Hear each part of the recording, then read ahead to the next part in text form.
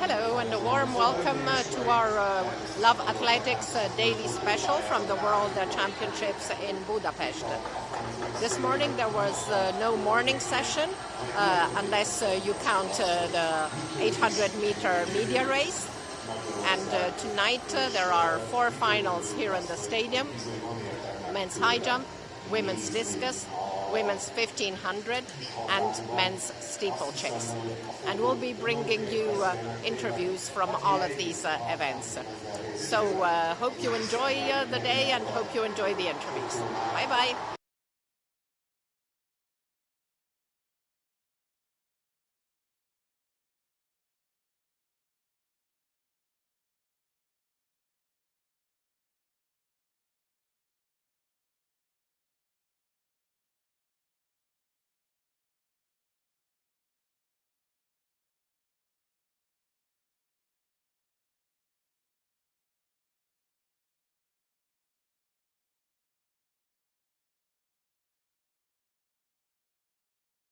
Loggy, there's so many things that I can talk about in terms of this win because, first of all, you went from 12th to 5th, and then you went from 5th to 1st, and then, hold on, then you had to sit there and wait to see what Val was going to do because we know she know how to pull through. She do know how to pull through. So, what was the whirlwind of emotions going through competition? Because, girl, I would be doing backflips, I'd be crying, I don't know. If I could jump high enough with my big self, you did it. You did it. I would try to. But I was just kind of shaken up, because Val, like you said, is a big competitor. So I just knew, I was like, she got one in her. She might mess around and throw 71 today. We don't know. Val is that girl. I've seen her be down and out, and boom, she hits one. And so waiting for her to go probably had me the most sickest I've ever felt in my life. My heart was pounding, and I was like, because this is the girl that could actually do it. Out of everybody there, I was like, Val is the girl to upset everybody. And I was like, just sit there and breathe.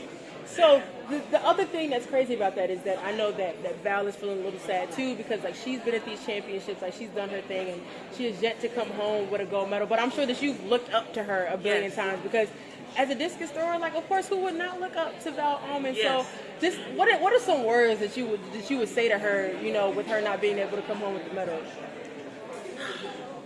I tell her not to stop, because the whole U.S.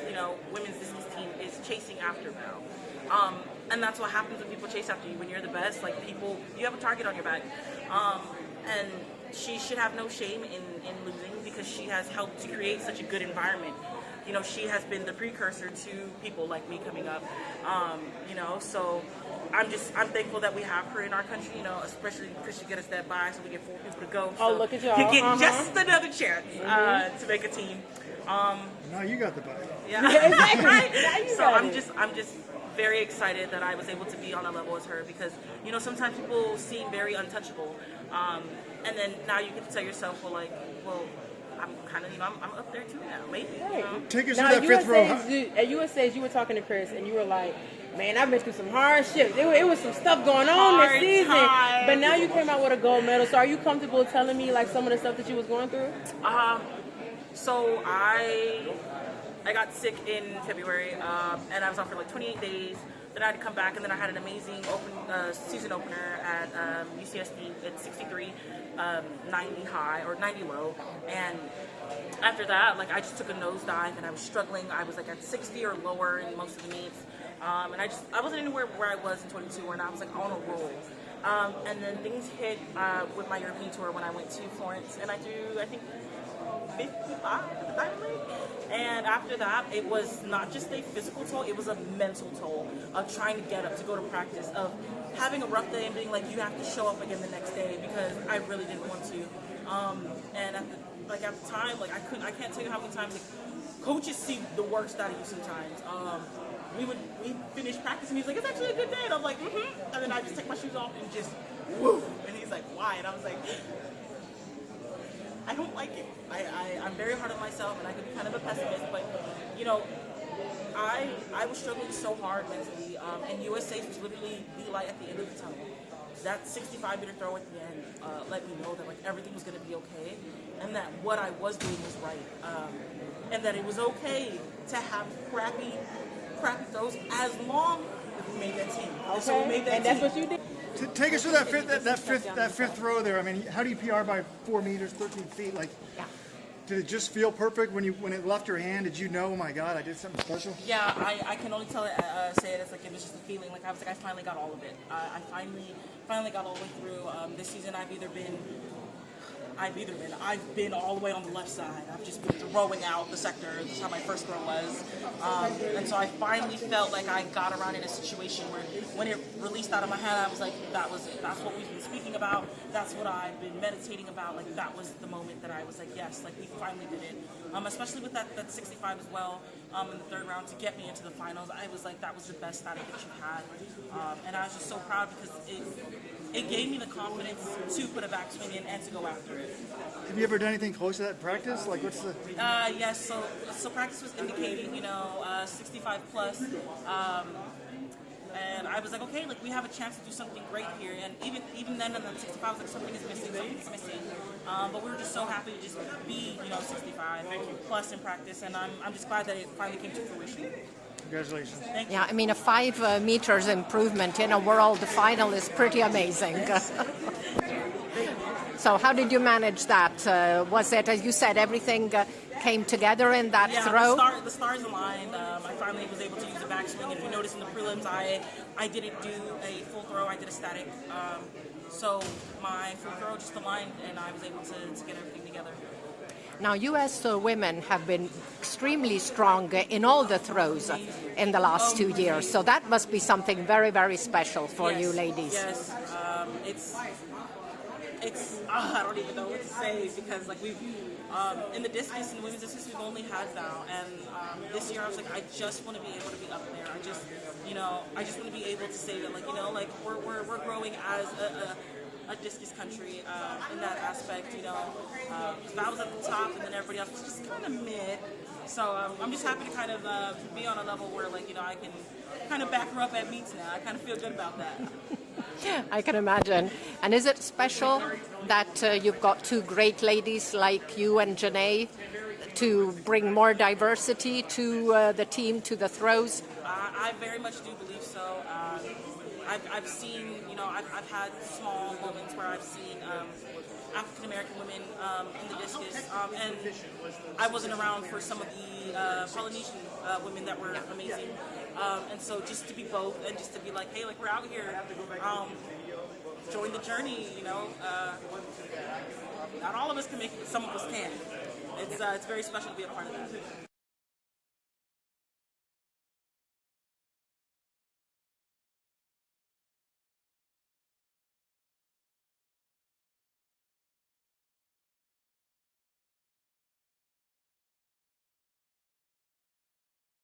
All right, 3 world titles now in 1,500 meters. Interestingly, this is Kenya's first gold medal at these championships. How's that make you feel? I'm so grateful. I really thank God, Defending my title was my target and have done so, and I'm so grateful. I really thank God for this medal. Before the race, we spoke to you and you said you didn't care about a world title anymore, or maybe extending the record anymore. You just wanted a gold medal and you got it. Yeah, it was all about the gold medal, It was all about defending my title, not about the world record. But I thank God that I ran fast. 354 it's not easy. So I thank God for today's race and looking forward for 5K tomorrow. Which is more special if the world record is? The world record, of course. Before this race, you have always been seen as the greatest middle distance runner of all time, men or women. But do you think winning this 3rd title kind of cements the argument and there's no questions whatsoever anymore? I know, they say I'm the greatest female middle distance of all time, so I'm so grateful about that. And yeah, I'm looking forward to still motivate young women and young mothers out there to know you can be super strong and you can do wonders. You've been running a long time, obviously, but you're breaking the records this year. This year alone, 3 records. What would you say has been different this year that's pushing you to greater heights? I can say nothing changed. I I've been doing all my trainings as I was doing before. It's only that I really thank my coach, Patrick Sa. He introduced me to new things which I was not doing before. And I think it's changed my training structure and mentally since I joined Kapchaka training group. We mentioned something earlier to Fraser Price, Mia Ali. Everybody's having a kid and coming back and running faster than before. And I always like to ask that question. What is so special about coming back from childbirth and doing much better than before? I think that is the strongest point and the strongest thing, the strongest point of our career, being mom and coming out here and execute as much as we can to show other women that everything is possible. So it's only going to maternal leave and coming back, you can be stronger than before.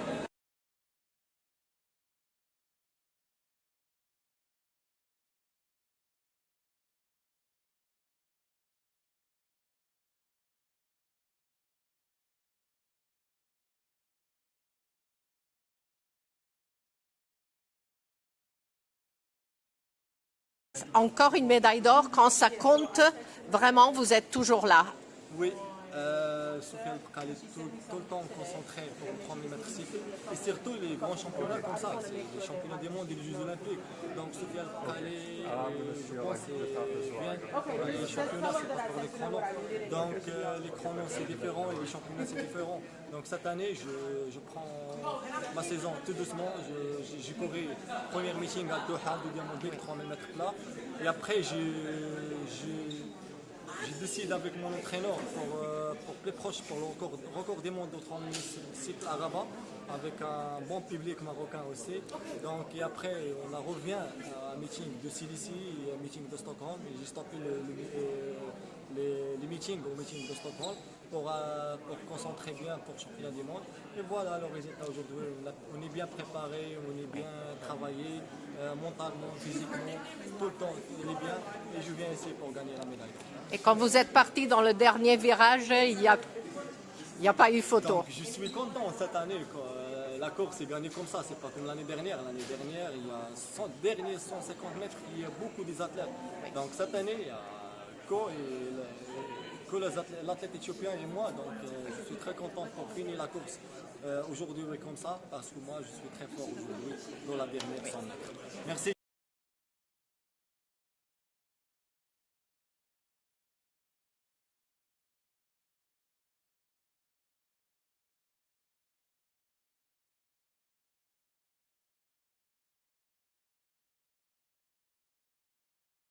Jumpers when I was young and wonder how could they be what have done and what they have done and how could they go so long, and that was something that I always look up to. I wanted to be remembered as one of the greats. I don't want to be remembered as the jumper that had a few good jumps and that's it among so many.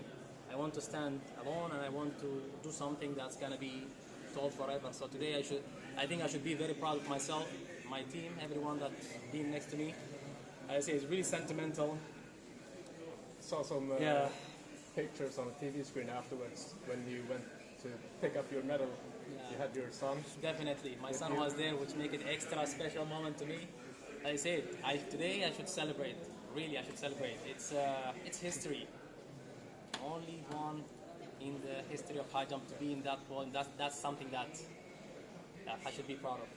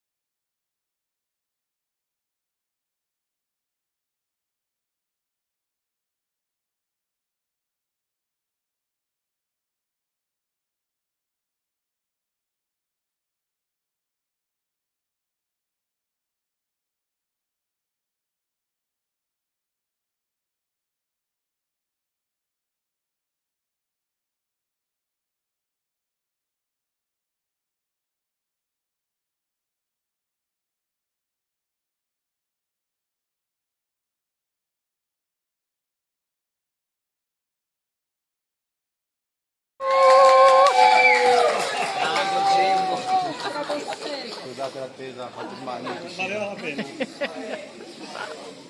Che sapore era l'acqua? No, era un caldo là fuori, in realtà non vedevo l'ora La di cosa buttarmi. più strana di questa sera? Aver vinto. No, la cosa più strana, in realtà dico la verità, mi aspettavo il tifo ma non mi aspettavo mai una cosa del genere. Sembrava di gareggiare in Italia, ma veramente ad Ancona probabilmente, proprio a casa. Era pieno zeppo di... No, nel senso che era pieno zeppo di italiani che facevano un casino, era una cosa unica. Quando sono entrato dentro lo stadio mi sentivo di continuo chiamare a destra, a sinistra, urlare vai Jim, e sentivo proprio che le persone ci credevano tanto quanto ci credevo io. E questa cosa mi ha dato la forza e l'energia per continuare anche durante la gara a dire a me stesso non puoi sbagliare, se avrai un'opportunità devi giocartela lì, e ce l'ho avuta a 2.36. Quando hanno sbagliato sapevo che quello era il momento di andare all-in, non potevo sbagliare quel salto. Quel ruminare con la bocca voleva dire qualcosa? No, non lo so, guarda, in quel momento obiettivamente hai un'adrenalina dentro che ti senti veramente ti senti un'altra persona, dico la verità. 25. Ho fatto un riscaldamento pazzesco, sapevo che stavo benissimo e probabilmente nel 2.25 ho un pochino affrontato l'asticella con meno determinazione di quello che avrei dovuto, avendo fatto 2.30 il riscaldamento, cosa che non mi è mai probabilmente capitato nella mia vita, probabilmente anche perché non l'ho mai provato, però stavo talmente bene che ho messo 2.30 e l'ho fatto senza toccarlo, e solitamente io entro in gara con qualche centimetro in più di quello che faccio il riscaldamento. Ovviamente non sarei potuto entrare a 2.30, 2.33, provare 2.25 significava saltare con meno intensità perché sapevo di aver già fatto di più. Gianmarco, vinto, manca ancora un 2.40, quello che hai provato. Sì, manca il 2.40 indubbiamente, però dico la verità, ho imparato in questa mia carriera, in questi anni, a festeggiare prima i successi raggiunti, di riporsi nuovi obiettivi, perché è uno sport che chiede tantissimi sacrifici, veramente tanti, non a te stesso solo, ma anche alle persone a te care intorno a te, quindi è giusto prendersi quel giorno, 2, 3, quella settimana, anche semplicemente per godere di quello che si è raggiunto, perché siamo abituati a riguardare subito al prossimo obiettivo, a quello che c'è dopo, e questa cosa in realtà non ci consente mai di goderci quello che facciamo. Senti, ti immaginavi, scusami, che l'americano che Harrison diventasse poi il tuo rivale fino alla fine? Assolutamente no, io avevo in mente solo una persona in questa gara, era Mutaz, e l'ho avuto in mente in diversi modi, spesso anche in maniera sbagliata, perché so che lui è più forte di me e non mi vergogno a dirlo, so che è il saltatore in alto più forte di tutti i tempi e sapevo che sarebbe Anche stata... adesso? Sì, indubbiamente. Lui dice il contrario, dice che sei tu il più forte. No, l'ha appena detto, il più forte di tutti i assolutamente. Allora, io vi dico questa cosa, io appena che è diverso. Appena lui è uscito da 2.36 che ha sbagliato la terza prova, sono andato ad abbracciarlo e gli ho detto sappi che chiunque vincerà questa gara dentro di sé sa che tu sei il re di questa disciplina, perché è così, punto. E probabilmente il mio approccio alla gara in qualche momento è stato anche sbagliato perché lo vedevo come quasi imbattibile, e alla fine ho trovato ieri la chiave di svolta nel pensare alla gara, nel pensare a lui, nel dire lui deve vincere, tu invece vuoi vincere, che è diverso. Lui ha comunque è l'uomo da battere. Perché... Marco, se lui è Michael Jordan, tu chi sei? Il basket. Il mio idolo è Tracy McGrady, quindi mi piacerebbe essere paragonato a lui per la mia caparbietà e la voglia di non mollare, di crederci fino alla fine. Ho preso tanto da lui ispirazione nella mia carriera dopo quell'infortunio, crederci fino all'ultimo salto di Tokyo, fino all'ultimo giorno, e l'ho fatto anche qui, quindi non lo so, forse... Parlavo di Tokyo in qualificazione. Ma guarda, non è paragonabile, quello che ho provato a Tokyo non lo proverò mai più in tutta la vita, qualsiasi cosa farò e deciderò di fare da qui in avanti, perché è stata una sensazione, un'emozione unica, dovuta a tanti anni difficili di frustrazioni, difficoltà, paure, incubi.